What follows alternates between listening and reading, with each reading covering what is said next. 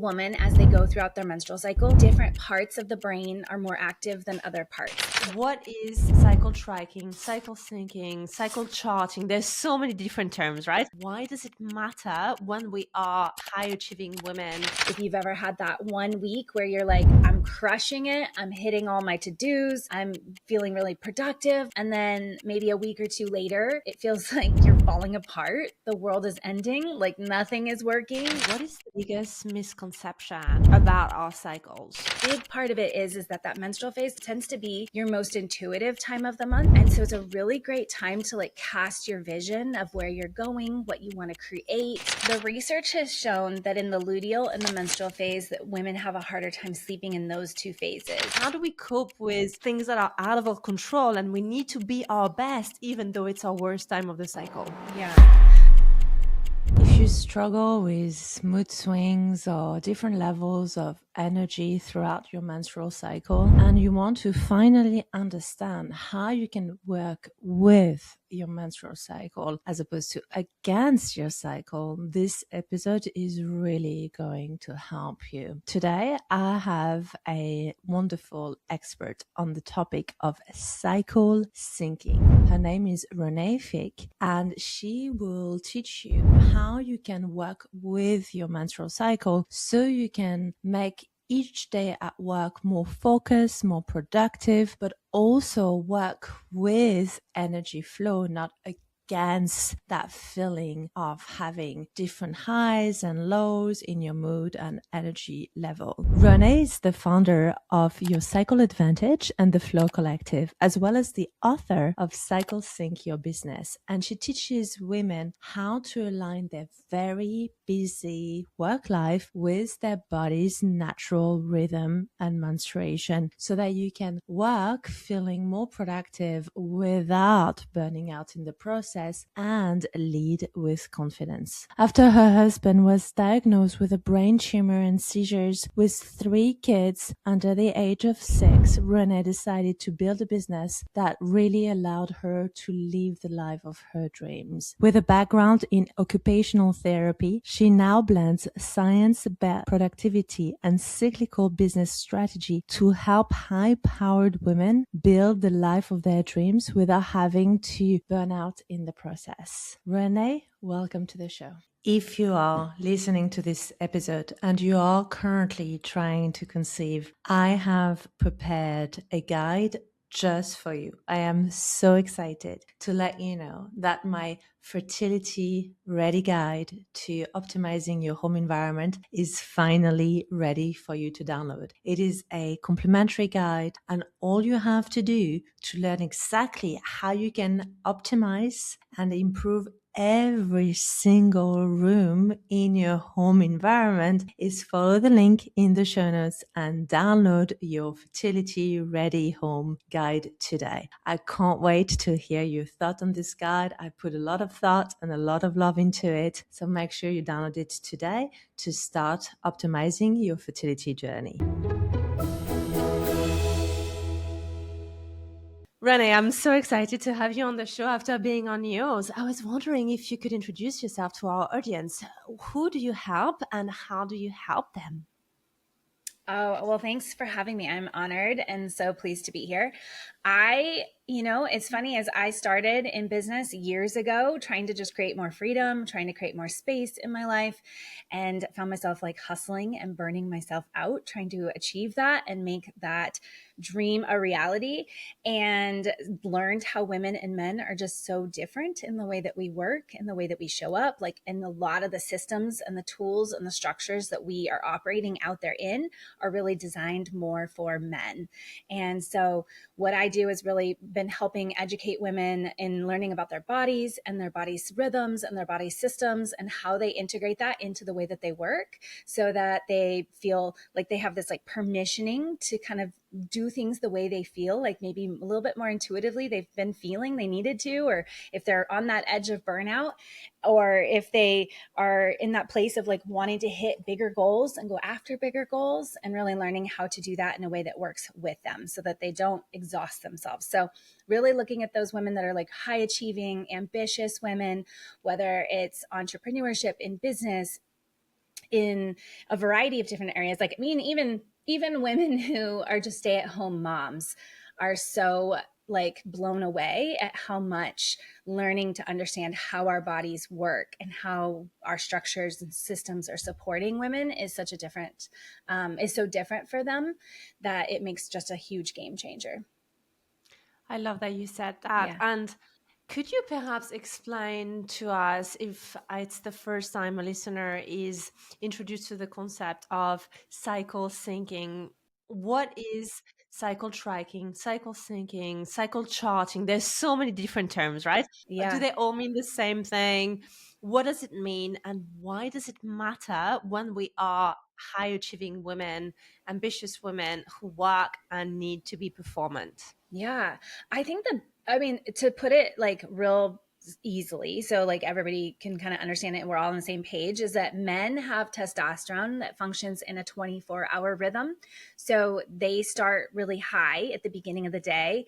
Their testosterone kind of waxes and wanes as the day goes on. If you have a male partner, you might notice like sometimes they come home and they just want to sit on the couch for a while, or they maybe sit on the toilet for an hour, or they, like there's this little bit of a downtime for them, but it's in the day, right? So they have this, like, they're high, they're ambitious, they're productive, they're doing really well, and then they have their downtime all in a 24-hour period.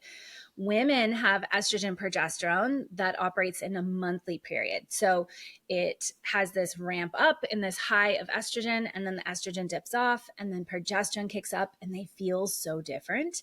Estrogen feels a little bit more like that testosterone. So if you've ever had that one week where you're like, I'm crushing it, I'm hitting all my to-dos, I'm feeling really productive, my brain feels really sharp, I'm coming up with new ideas, I feel like on my game, and then maybe a week or two later, it feels like you're falling apart. The world is ending, like nothing is working. You're feeling like all you want to do is curl up in a pajamas and sit on the couch, and or maybe you want to just be with your laptop on the couch in pajamas and like don't put you on camera. And those are very normal, natural sort of ways that the body works. And so understanding, when we talk about like cycle syncing, the idea is that we understand where those rhythms are and like what our body is actually doing.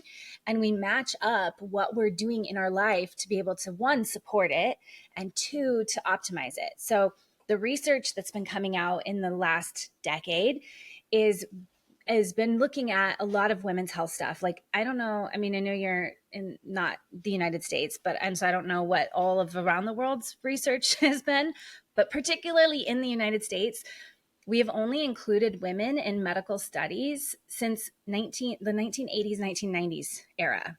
So it really has not been very long that we've been including women in medical studies. And so prior to that, we had no real understanding of how a woman's body was different. We just treated women and men as all the same. And what we're now finding is that they are so different. And so some of the newer studies that have been coming out show how even the brain changes. So they've done MRI studies on a brain of a woman as they go throughout their menstrual cycle. Different parts of the brain are more active than other parts. So those times when you felt like you could communicate really well, you were on top of it, you felt like you just connected with the person you were talking with, all those types of things, is because those communication centers of your brain were more active than maybe the emotional centers. And when you were in your luteal phase, your emotional centers were more on charge and made you a little bit more moody, maybe a little bit more detail oriented. And so it's about understanding where our brain is optimized, where our body is optimized, where our things are, and can we match up to support that. We can do it in all areas of our lives. Like we could nitpick it all the way down to our food, our exercise, our work, our relationships, our communication, like literally everything. But we don't have to. So when you look at like the charting and the tracking and things like that, the big part of it is just becoming aware, right? Like just being aware of where you are and what's happening is kind of the first step.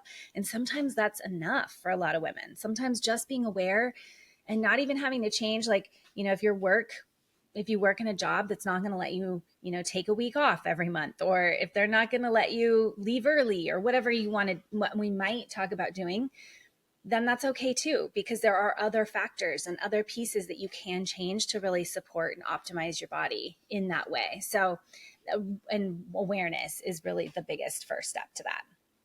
And speaking of awareness, Mm. Renae, what is the biggest misconception about our cycles?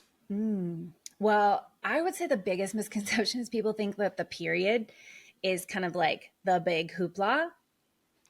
We look at, I think, because that's the part that we see, this is the part we notice, right? But really, the queen of the entire production, the entire thing is ovulation. And I think if more women understood what's happening with ovulation, whether it's coming early, whether it's coming late, whether it's not happening at all, we would have a greater understanding of our health just overall. We would know, like how things are impacting us. So, for example, like this week was my supposed to be my ovulation week. So I had like 6 podcast interviews scheduled this week. I had speaking events, like I had so much scheduled this week, but I've been working on some physical like health stuff. So I've been working out more. I've been making some changes to my diet. I've been making some changes to my sleep. So my habits and my rhythms have been off. So my cycle was now 10 days late. And so this now landed smack dab in my menstrual week, which is fantastic and fun to be doing. But I knew that it was coming because I could see when I had actually ovulated. So for me, it's like when we start to understand and we know ovulation, like she's the one driving when your period's coming. She's the I one, just like if you, love that you said she for yeah, ovulation because she's the yeah. queen. She's the queen. Love it. And I think most of us don't know that. Most people, unless you are trying to become pregnant, or I mean, sometimes people that are like trying to avoid pregnancy are tracking ovulation, but very few. But unless you're really actively trying to become pregnant, most women don't know about ovulation. They don't know when ovulation's happening. They don't know, it's like this foreign thing. The only thing we know is our periods, and our period is literally just following up to whatever ovulation is doing. So, Renee, why don't we Yeah. take a moment to actually Yeah, walk us through the different phases of the cycle? for You sure. are such an expert on Yeah. that. And I think it's important to have that as the building block. I learned so much from knowing my phases of the cycle. And Mhm. specifically, what I would love for us to explore is A, understanding the phases, but also be doing that charting of, okay, so depending on the phases, what kind of diet, what kind of sleeping, what kind of Mm-hmm. sports. And just a little side story, the reason I would love to talk about it is last year I actually ran 2 marathons, and I actually synced my training phases with Nice. my cycle phases, and it just made a tremendous amount of a difference. So I really want to share that technique because it benefited me so much, and Mm-hmm. you're so well versed in it. So the floor is all yours. What are Yeah. cycles? What are phases? And how can we align diet, sleep, sports, and work? Oh, for sure. Okay, so the first one is like we said, like the period. I always start with the period week because that's the one most people know, like they hear it. Hold on. The bad week. Uh, that week, the puppy is stealing other Can we see things. the puppy? Can we see Here, the puppy? you want to see? Say hi. Oh my goodness. Oh my God. Everyone He's turn your literally camera on. he has literally destroyed a bag of flossers out in the backyard, and is literally every time he runs through the room here, he's grabbing something new and taking it outside and destroying it. So he Oh, may he's the look cutest. cute. He may look cute, but he's being very destructive right now. And I'm right here with you, but if he gets He close, I'm wants gonna the grab space. He I'm wants gonna the grab space. whatever he takes. But yes, okay, so the first phase is your menstrual phase. That's the one most women know of. They feel it, they see it, we know which one that is. So during that phase, first off, physically, as your body is losing blood, it has iron in it, and iron is a big part of our energy. It's a big part of what gives us the energy to be awake and to go and to feel good and to be ready. And so one, just depletion of blood in general, but then we losing all that iron, it makes total sense that women have lower levels of energy during that time. So you look at, like yesterday, I like told you that's the smack dab the week I'm in. I came home and it was like, I need a nap. Like, I'm just going to go lay down. I'm going to go lay down and I'm just going to rest. After dinner last night, the kids wanted to watch a show on TV, and we don't usually watch TV during the week because it's, during the school week. But I was like, sure, we're going to turn on the TV and we're just going to sit and we're going to do nothing.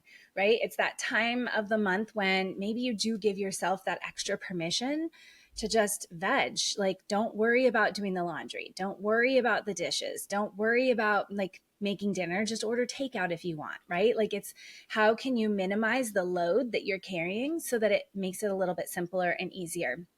Sorry, Renee. Yeah, So yeah, when you're you're good. talking about this period, um, no pun intended, this period, Yeah. um, are you specifically referring to when we're menstruating, or are you also referring to that phase that we call sometimes the PMS? So when we're sort of grumpy and moody and low energy? Because at least for me specifically, the phase where I Mm-hmm. really need to rest and do a bit of Mm-hmm. TLC is right pre-menstruation. I kind of Yes. seem to like perk up a bit on the day Yeah. where the period starts, but it's the one day or the day prior that's my dark day. Yeah.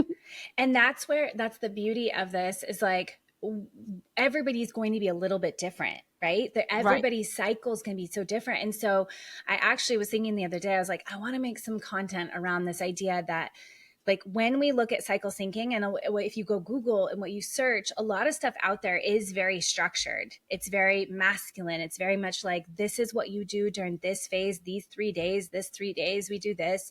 And I think that even that is kind of tailoring into more of this masculine system and structure of looking at our very something that's very feminine. And what I love to help women do is use the construct of the cycle, but at the core of it, it's all about helping you learn to listen to you. That's the feminine piece. That's the piece that's going to help you no matter what. So it doesn't matter if you had a rough day, right? Maybe you had a rough, long day at work and you didn't get good sleep, you didn't get a workout in, whatever. That's going to impact you too. It's not just your menstrual cycle, right? Your menstrual cycle is a dynamic part of who you are, but it's not the only piece of who you are.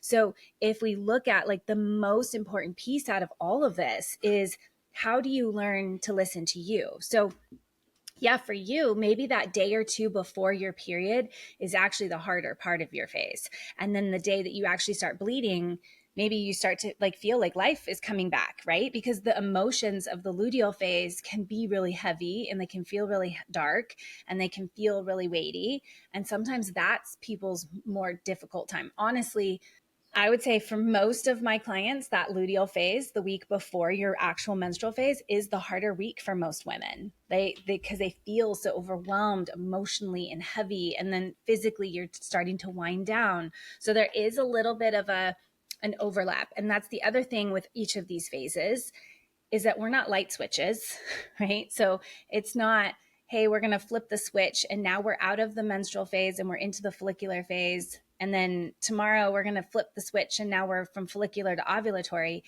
Our hormones are a gradual cycle. They're a gradual climb. They're gradual descents. And so it's a little bit more gray and a little bit more overlap in those phases and things like that. So you may have 1 or 2 days leading up that feels really low, and 1 or 2 days that leads out that feels really low, and kind of learning to listen to what your body is saying. But generally, that menstrual phase at the very beginning is the time when most women will feel the most heavy and the most depleted. Generally, it's like the 3 days of your heaviest bleed is when you're going to maybe feel like low energy physically. Like, I just need a nap. I need some space. I need a break. And then, even if you're still bleeding, a lot of times women start to pick me back up. Like, they start to get a little bit of that back before the period's even done, as that estrogen starts to rise and as things start to climb as they move into that follicular phase. So, during that menstrual phase, my recommendation, one for my clients, is always stay off social media, stay out of the news, stay out of like anything that you find that might one lead to comparisonitis, but a big part of it is that menstrual phase time tends to be your most intuitive time of the month. And so it's a really great time to like cast your vision of where you're going, what you want to create, what your vision for the month is, setting new goals, like really steering the ship for where we want to go. A lot of times in life, we're so focused on the doing and the busy and the going and the hustling of just one thing to the next And then we get to the end of it and we're like, wow, I burnt myself out, or I didn't even pay attention to my relationships and I lost my relationship, or there's some element of it. But if we have this point of the month, every month, where we stop and we have this check-in moment and say, hey, how am I calibrating? Like, how am I really aligned with what matters to me right now? Or do I need to reset course and do that? So that is one of my most important parts of that phase is, can we rest, one, recharge, but also can we set the vision? Where are we going? What are our intentions? What are our goals? What are we doing this month? And how did maybe last month not reflect that? And maybe we need to shift some things. Love Good. it. So if we are Okay. into journaling and goal setting, that would be a good time. Yes, for sure. Yep. And then as your estrogen picks up in your follicular phase, it feels like, wow, I've got my energy back. I'm ready to go. I'm ready to hit the ground running. You might have not wanted to work out before in that menstrual phase. And now you're like, I'm ready to crush the gym again. I'm ready to go for big runs. I'm ready to lift heavy weights. You're back into like, I'm ready to eat fresh foods again. Whereas in the menstrual phase, it might be like, I just want some chocolate and sitting on the couch, or what, like your body needs change. And so now you're like, wow, I'm ready to hit that fresh salad. I want those big leafy greens. I'm ready to go. You might also feel totally ready to tackle big projects, get things up off the ground, check the boxes. It's the time of the month when I put in any sort of, get the dog to the vet, get the oil changed, like any of those little things that you just keep putting off. It's a really great time to put it on the list to do that week, because you're going to just bust through it and feel really good about it. And then as that estrogen peaks at the time of ovulation, that's when your body's trying to make a baby, right? So it's signaling to the world to mate with you. So you're the most beautiful, you're the most radiant, you communicate the most effectively, you're going to feel the most confident. So if you're looking to ask for a raise, or if you're looking to pitch yourself for something, or you're wanting to do something new, like a really great time to do all of that, because you're going to feel the most ready to do it, the most engaged with it, but you're also going to communicate the most effectively. People are going to see you. Like the studies have shown that like we actually perceive people as being more beautiful during that time of the month. Like our skin changes. There's even some studies that show like our symmetry of our face changes. Like it's fascinating to see how much of our bodies subtly change that people pick up on. So our And smell. that's because from an evolutionary standpoint, that's when we're meant to reproduce, right? Exactly. Our body, like if you look at the birds, or like there's birds or animal kingdom, like they're like puffing their feathers, or they're doing their little dance. It's like our body is doing that too, saying like, hey, it's that time, we're ready, let's go. It's just we're not always aware of it. But that is also a time when most women feel like, wow, my libido is the highest. Like you talk to women and they're like, oh, that's the one time of the month when like I'm supercharged and ready to go. Like, because your body is naturally trying to make a baby. Like that's just the evolutionary process, a part of it. Exactly. Yes. So same, it's like in that same high estrogen sort of exercise, like HIIT workouts, group work exercises, heavy lifting, all those types of things are really great. And then as that estrogen dips off and progesterone kicks in, progesterone is a very different feel. Progesterone is more of like when those two, the estrogen is more like your extroverted hormone, the progesterone is more of your introverted hormone. So it's when you want to kind of turn inward, like you talked a little bit about journaling and reflecting, and maybe you still get a lot of things done, but it's more of those back end type of stuff, like very admin, organizational, detail oriented.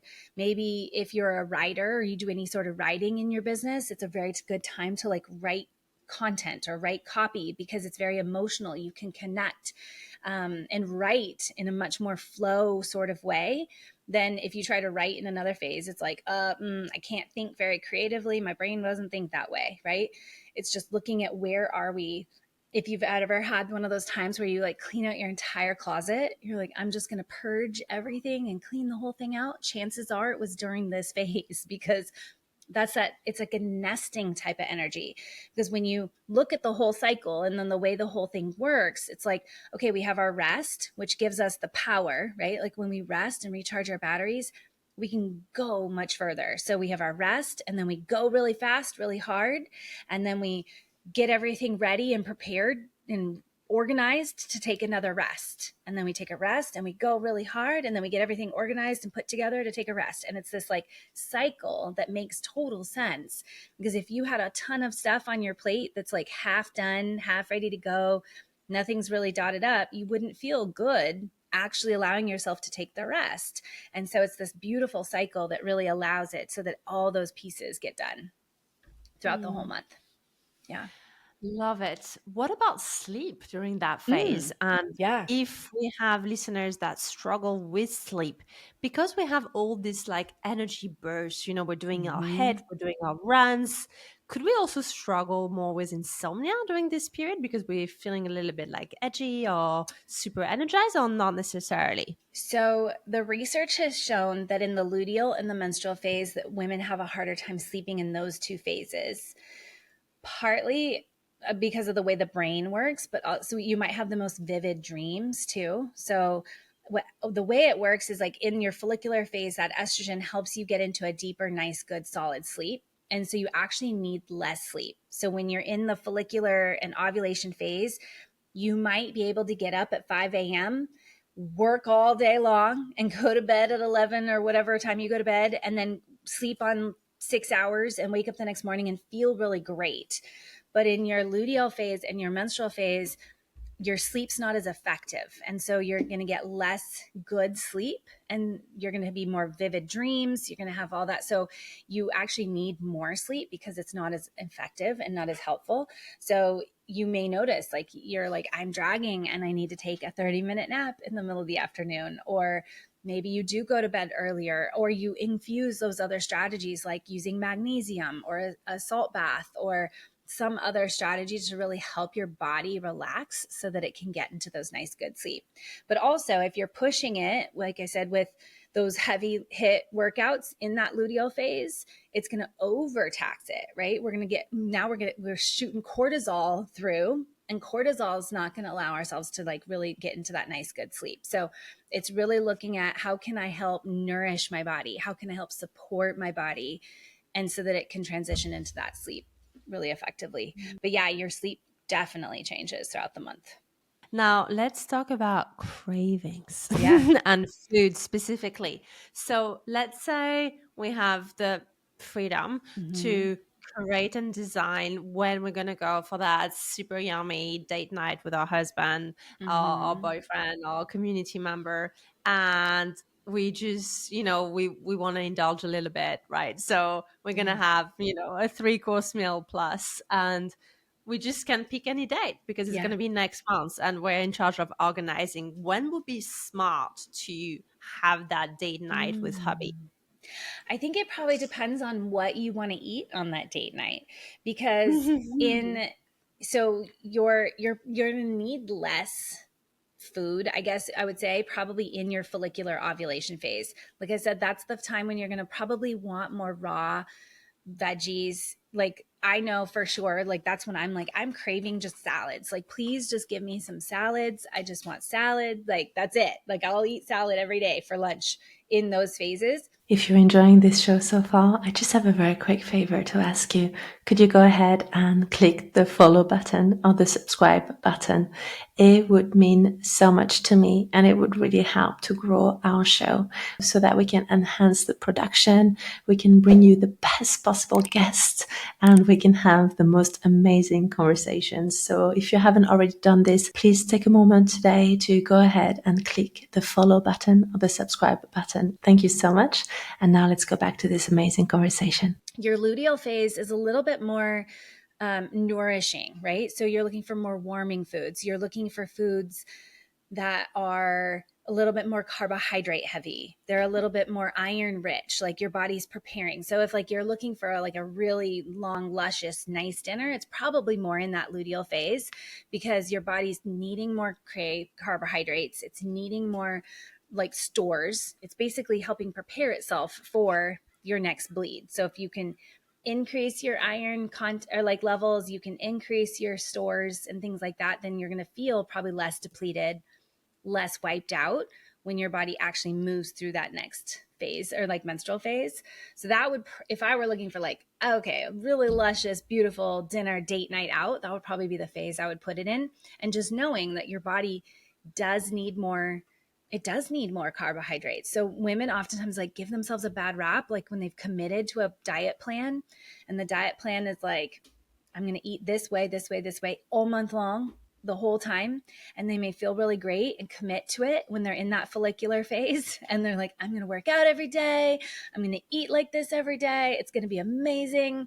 And then they get into that luteal phase and they're like, wow, I really want that bread, or I really feel like I want, you know, these potatoes, or I really want whatever it is, like the carbohydrates. And it's like your body is literally signaling like that is what it needs. So that phase is going to be more of the cooked foods, the more like the soups, the more, like I said, warming foods. Whereas that follicular estrogen phase is more the raw, the cold, the foods like that. And if we're Yeah. going to increase our iron, so if we're Mm-hmm. thinking steaks, organ meat, do we want to do that during the luteal phase or during the menstrual phase? Probably a little bit of both. Like you think like you're kind of stacking your stores, getting ready, and then kind of supporting it as you go through. So, you know, like you even said, like that first few days before is when your energy gets really low. Like those would be really great to kind of like help support you. And then moving in, and then as your body actually is bleeding, for sure. Yeah. That's when he knows that I'm going to have my period. I'm like, I just want steak. I just Yes. want steaks. That's it. What do you want for dinner? Steak. What do you want for lunch? Steak. Do you want steak for breakfast? Yes, please. Okay. I see. Yeah. Say no more. It's amazing. He's like, I know what's coming. Like, yeah. And if you, and I think that that's like one of the most powerful things I want women to walk away from is like, you could put this all on a calendar and be like, this week I'm eating this week I'm exercising like this week I'm doing this in my work. Like, and we could, but if you just listened to your body and you got really good about listening to what she's telling you, she's going to tell you everything she needs. And it's helpful. Like the more you do it, you learn to discern like, okay, I'm actually craving total sugar, but it's not because my body actually wants it. It's just because I'm just like in that mood, right? Like you'll learn what things your body actually needs and it's speaking to you versus like more of our ego mind being like, I just really want to gorge out on that pizza right now, or what, you know, like you'll learn like that makes me feel like crap after. But if I listen to it and I eat this, it makes me feel better. So you learn which things to listen to. But ultimately, at the end of the day, like that's what we need to get back to doing more of. Like so much of our world is telling people how to work, how to sleep, how to exercise, how to take care of themselves, like all the things. But if we got back to like, how do you really just listen to your body, and how do you listen to the biofeedback that your body gives you? You know, you could like eat a whole candy bar because you're craving it and then feel what it feels like after.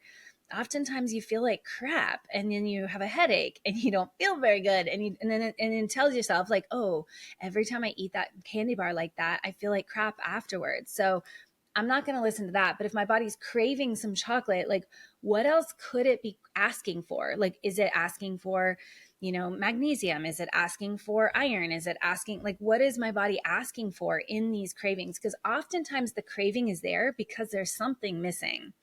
The craving's not usually just random. Like, there's some element of something nutritionally that's missing, and we need to just pay attention. And from a lot of the times, it's water.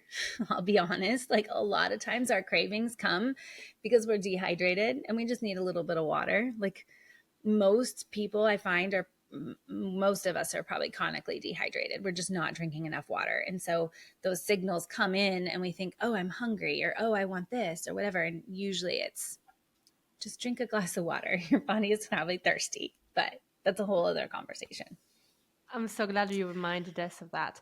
I do have a question, and Yeah. I'll be candid as well because I had a bit of a mini meltdown when I started to learn the power of cycle syncing. So I had Mm-hmm. two phases of sort of my knowledge. So first I felt like a superwoman because I knew something new, and I was like, oh my goodness, this is amazing.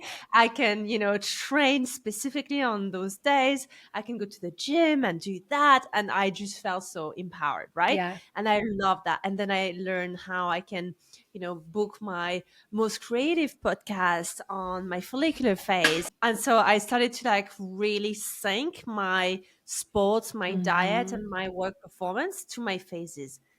But then, and this Mm-hmm. is what I really want to talk to you about, life happens. Mm-hmm. And I actually had a race once that fell literally right before my menstrual phase. And Mm-hmm. that, as I mentioned, that's my not greatest.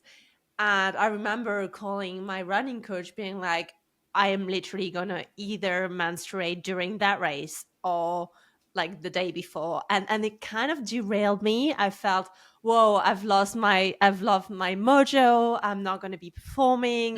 I'm going to Mm. feel like crap. And I had to really work on not being already defeated by the fact that I couldn't control that. Like there was not Yeah. much I could do.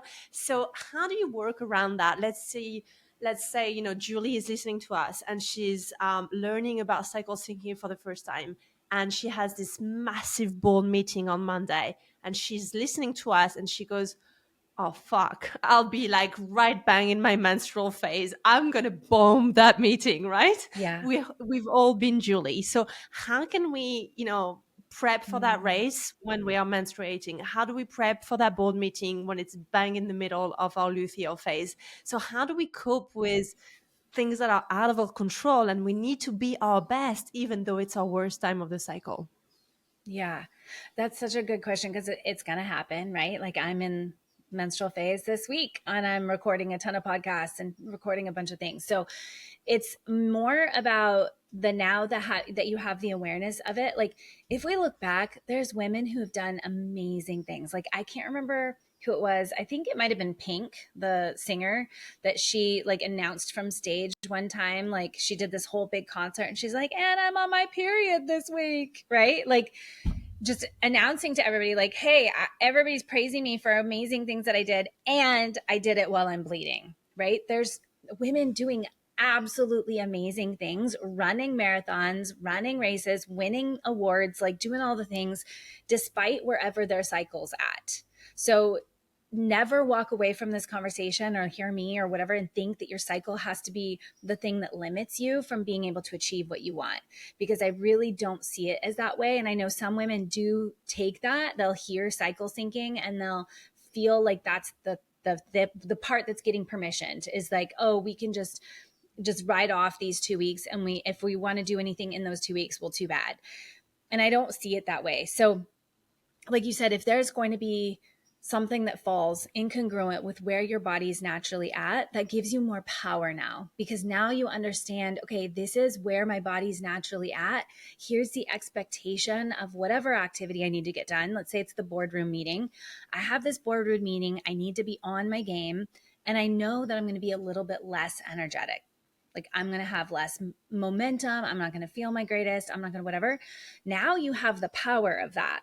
Versus if you went into that without even knowing, then you're just going to be feeling like shit from the beginning, but not knowing why. And you're going to leave that boardroom and be like, that wasn't my best performance. I don't know what I did. I don't know why it didn't go well. And now you start shooting on yourself. I should have done this. I should have done that, and whatever. And now we create these stories inside of our head about who we are and how we show up and what we're able to do. So even just knowing, hey, this is where my body's at, one, that can eliminate a lot of that and change the expectations of what you go into. But two, you have the power now to figure out, like, what does my body actually need?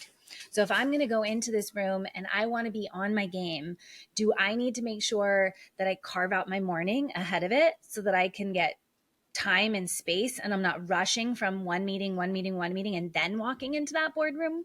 Is it that I need to make sure I go for a walk? You'd be surprised at how much, like, getting outside, getting in sunshine and just moving your body a little bit can change your entire state, can change your entire mood, your body, your performance, like literally everything. So it's like looking at what can I do? What can I change to help support where I need to be? Number one. And then two, it's looking at like the superpowers of each one of those phases. So I had a client of mine who was performing, she was doing a big live event, and she's like, Renae, it's going to fall right in my menstrual phase. And she's like, I feel like I want to get up on stage and like be all boisterous and amazing, but I feel like I'm going to be heavy and not wanting to do that. And so we talked about the fact that in that menstrual phase, she's in her most intuitive phase. She's the most like connected with herself, with her intuition, with God, her power, like all those types of things. And I said, can you get up on stage and speak from that place rather than feeling like this thing that I have to perform and I have to be all energetic? So what are the strengths of each one of those phases? If you're in that luteal phase and you're going to be going into that boardroom, well, you're going to feel more emotion. You're going to feel more. So how can you connect with the people in that room on a more emotional basis? Emotion is what moves people, right? Like emotion is what makes people like feel. Like there's so much in our world that that's where we're lacking. Like if we can feel with people and connect with people, we can change so much more. And I think that's a big piece that's missing. So like when you go into that boardroom, knowing your emotional centers are at their heights, your detail centers are at their heights, your ability to think in like small, minute organizational at their height. So how do you tap into those elements in that phase when you go in there, instead of thinking, oh, I just need to be on and big and bold, big, expansive, like creative, like all these bright new things? It's really looking at am I? How do I support that? And how do I lean into the strengths and the skills of that phase instead of feeling like I have to match one of the other phases in that moment? I love Yeah. that you mentioned that. Yeah. Really, really useful.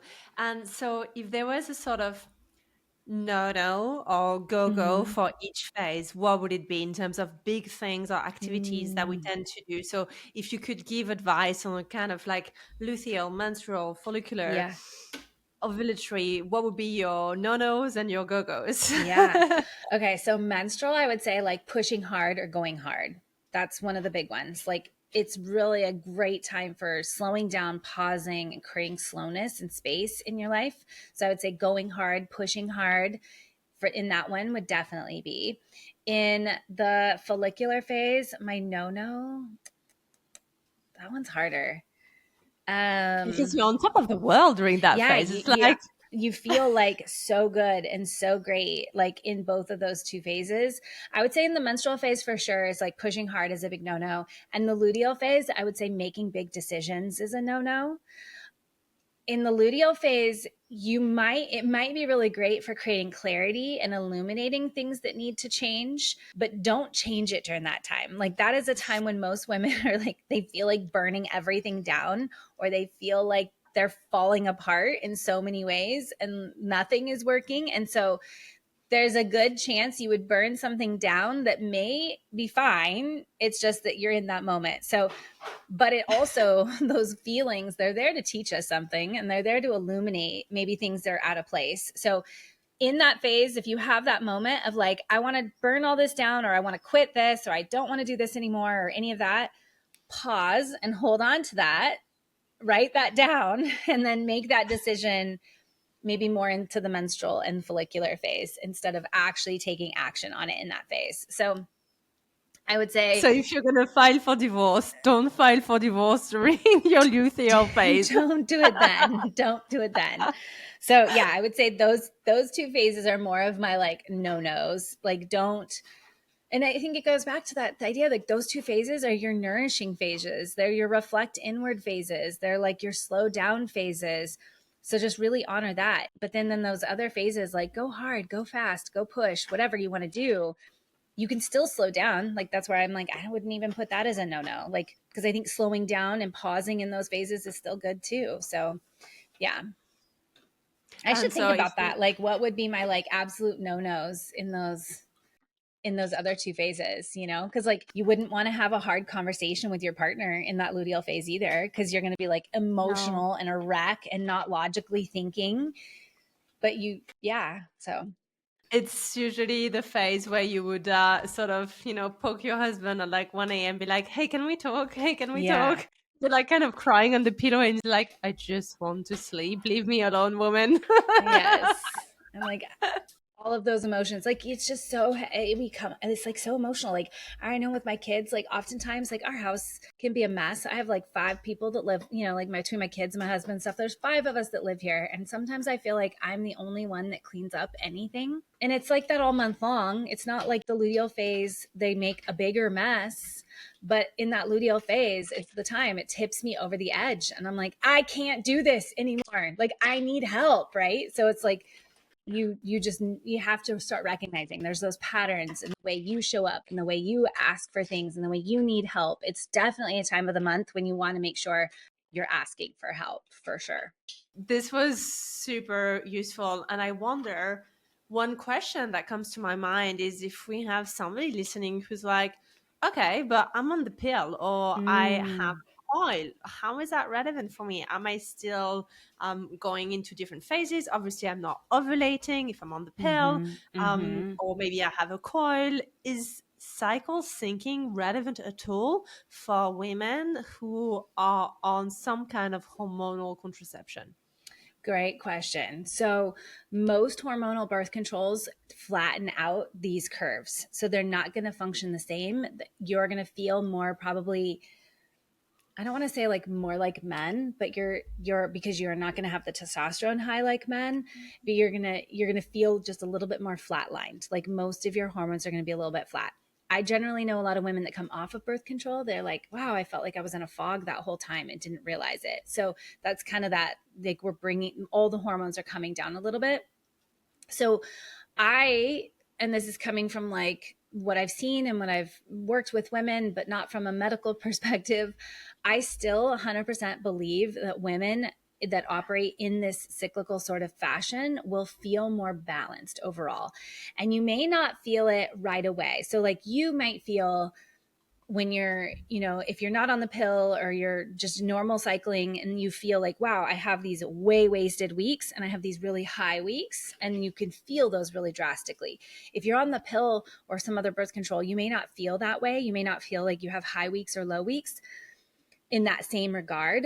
But if you start leaning into the 4 phases, almost like I oftentimes recommend using the moon, because the moon follows the same cycle as a woman's cycle does, and create that same pattern and that same rhythm.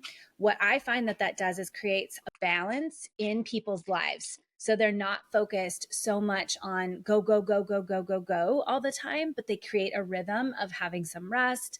They have a rhythm of connection. They have a rhythm of, focusing inward, and it creates that balance in the way that they live and their habits. And what happens is our bodies are incredibly smart, right?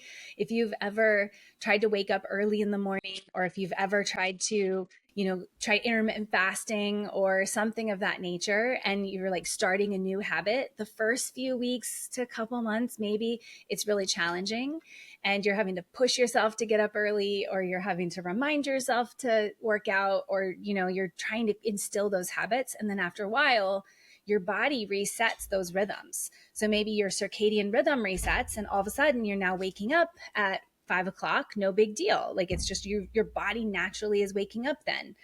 So that's kind of what you do as well. So like the more that you lean into the cycle of that same pattern, that same rhythm, over time, your body will start to kind of fall into a rhythm with it as well, even without having it be a hormone-based piece. So there is Yeah. still some kind of advantage to a woman on the hormonal contraception to do some kind of cycle syncing. Can we still call it cycle Yeah. syncing? I would say it's probably more like a cyclical living. Like it's a Cyclical cyclical living. rhythm. Yeah. You're like creating a rhythm of living in this cycle. And when we look at the world, like our whole world is so cyclical, right? Like it's not just a woman's body that's cycling. It's spring, summer, winter, fall. We have the sun, we have the moon, we have soils. Like our soils need variation in their planting seasons in order to stay nutrient rich. And we've got the tides that come in and the tides that move out. We've got migration patterns. Like when we really look at the world, our entire world is built in rhythm and cycles. And it's no wonder that so many women are feeling burnt out, because we're trying to live as if we're Energizer bunnies going all the time without that cycle. So it's really just like, how do we bring that cycle whatever it may be, right? Maybe it's not following the moon. Maybe you create your own cycle.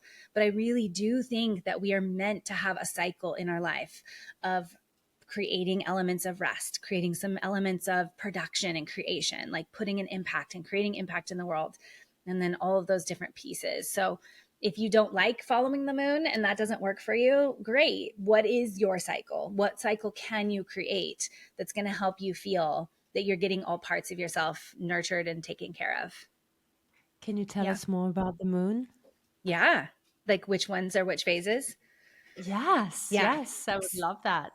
So the new moon is the moon where there's like no moon in the sky, right? So there it's blank, it's black, and then that would be your menstrual phase. So treat that like your menstrual phase. Like it's dark, it's turned inward, we're like refreshing. And then as it moves towards the full moon is your ovulation phase.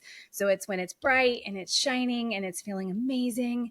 I had a client one time be like, oh, that makes so much sense. Cause like evolutionary wise, when there was no lights outside, people had to have light in order to find themselves in the woods and to be able to like make a baby. So they had to have do everything under the moonlight. Like it makes sense that the moonlight. So I always kind of share that because then it helps that reminder in your mind of like which Hence one's which.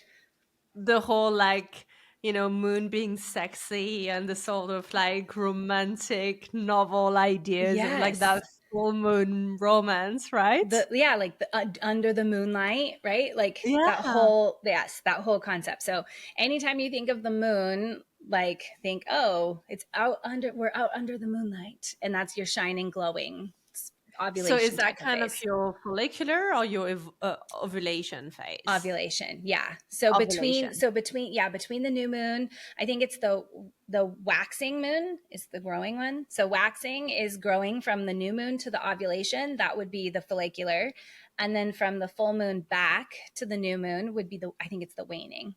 Waning moon is your luteal-ish phase. Yeah. Wow, Yeah. wonderful. And this is a great thing for a woman on contraception to follow, right? If she doesn't Mm-hmm. have those cycles, she can just sync with the moon and have her version of a cycle. And Totally. the moon does have an impact on our mood, right? Totally. Yes. And if we really look back, like there's researchers and information I've read in terms of like women having irregular cycles and cycles being really off, that part of it has to do with the introduction of artificial lighting. And that back in the day, if we were following just the rhythms of the earth and just in the sun and the moon, is that all women would have sunk up with the full moon, and we would have all fallen on that moon pattern because the moon and the sun would have directly impacted our circadian rhythm. And the circadian rhythm has a direct impact on the way our menstrual cycles function and things like that. And so it's like this whole, like I said, holistic sort of pattern of how we're all integrated and interwoven together with the earth and the things. But that there's some people that believe that it was the introduction of artificial lighting where we could stay up later, we could get up earlier, and we kind of messed with that circadian rhythm that really is what has contributed to a lot of irregularities in our cycles now in most women today. And I can attest to that. Like back when Yeah. I burnt out, I actually stopped menstruating for a while. Mm-hmm. And when I healed and recovered, my period just was totally regular again. And when I Yeah. was burnt out, I was, not sleeping, insomniac, staying under artificial light. And I mean, I wouldn't say that I go running naked under the full moon, I'm still running a business, but without Maybe that should be a sounding new super, practice, yes, maybe it is my secret one. That's what I'm doing tonight. Yes. At the risk of sounding a bit witchcrafty, I do really make a very serious intention to know where the moon is at, Mm-hmm. to spend some significant time at full moon just gazing. Like literally, I'll, Yeah. I'll go out, I'll go with my husband. Like he knows it's like kind of an event. It's things like, oh yeah, it's full moon, and I'll go outside and we'll talk, and if it's winter, we'll put our coats on and have a cup of tea. And it's just that kind of ritualization of connection to nature. Yeah. And I don't think we have to be complete hipster to do that. Like, I No. do Yeah. that. And the next day I'm on stage at a corporate event. Like you can Yeah. do that and watch the moon. But it's funny how when one of my now when I say that, that's going to sound super woo-woo, but one of my, sort of Balinese guru told me to connect with the moon. And I just got out of a law firm and I was a Mm-hmm. litigator, and I thought, oh my, like this is, what do I do next? I'm going to turn into a werewolf. Like, it just felt so ridiculous. Yeah. Um, and it's a shame actually, because Mm-hmm. gorgeous and beautiful. Like, I can't believe I Mm-hmm. spent a good part of 30 years of my life not really looking at the moon or paying attention. Mm-hmm. And it's sort of a beautiful well-being ritual that it's Mm-hmm. costing nothing. It's always there. Even if you live, in a big city, you can usually find the moon or see the Yeah. moon. It's just such a nice thing to get into the habit of doing. Yeah. And it just, I think, like you said, it's the awareness too of like our cycles, but it's this grounding sense of awareness of where we are just as a cycle and just in seasons and like all these things. Like, I think that's part of life, is that we are just going all the time so fast. So, I'm like, how is it already October, or how is it already November? We hear people say that all the time. Like, how is it already December? How is it already, because time just goes by so fast. But like you said, when we pause and have these moments of checking in with the moon, checking in with nature, checking in with, we realize how we are such a part of the cycles, and it slows time down because we're actually being present with time. We're being present with what's here and what's now. And I think that's a big part of that too. Now, I have one last question, if I may, Yeah. Renee, Yeah. and it's around pregnancy, and Mm-hmm. specifically, obviously, everything changes, Yeah. and Yeah. so we're no longer ovulating, obviously. So, what happens to our phases and cycles? Do we just stop having phases and cycles? Do we just go into a big, massive hormonal mess? What happens to our hormones during pregnancy, and do we still have cycles of sorts? Yeah, that's such a great question. I've seen it both ways. Like, I've seen women who have been working with me for a really long time, and then they move into pregnancy, and we'd get on a monthly coaching call, and I could tell exactly where they were at in those same rhythm. Like, they had that same rhythm. And I think a big part of it was because they built the habits and the tools and the systems and things like that all around that. And so it was already built in. It was already built into the way that they were living already. It wasn't something that was totally new for them. And then I've seen people that come in, they're pregnant in the beginning and they're trying to figure it out, and it's a little bit trickier in that way because they don't have the habits and the systems, and your hormones are in a vastly different way. So I think that it has less to do with during pregnancy, it has less to do with where the actual hormones are at, and has more to do with the habits that you've built in with your hormones prior to becoming pregnant. Because during pregnancy, your hormones are very vastly different. But even then, if we start to look at like the cycle phases or the phases of your pregnancy, you have the beginning, which is like this slow down sort of nausea, like excitement. We're all excited about the pregnancy. We're trying something new. It's like, and then you move through this phase where you feel much better. You're not feeling quite as depleted. You're feeling your body's changing quite a bit. And then we move into this like nesting and preparing and getting ready for the baby. So there's still some same rhythms and rituals and cycles and things like that exist even in the pregnancy, that are just a little bit different but still there. But yeah, definitely hormonally is a very different ball game for a long time. Renee, I've learned so much with you today. I just wonder if there's anything we haven't covered that you want to leave us with as a departing message of wisdom, and then where's the one place you would like our high achieving ladies listening to this podcast to connect with you? Yeah. I think the only thing would be like to take whatever we've talked about today and just integrate what you can. One of the things I always ask my clients to do every day is just ask yourself every day, like, what is one thing that or like what's one thing that your body needs today? Like, how can you just take that pause and say, like, what does my body need right now? Like, how can I nurture it with one thing? So I would say that's one thing you could do, just to be able to connect with like wherever you are and what's ever happening with your body. It doesn't matter, like I said before, if it's necessarily directly related to your cycle, or maybe you had a really bad day yesterday. Maybe something went really wrong and like was really rough, or maybe you had a really tough argument with your partner. That's going to carry over into how you feel and how you show up today. Or maybe you got sick, like all of those pieces. I think having that awareness and permissioning yourself to just ask that one question.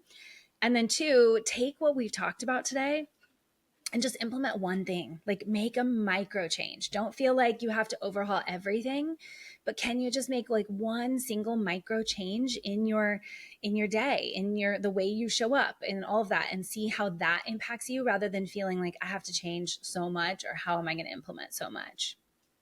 But yeah. Great. Renae, Yeah. thank you.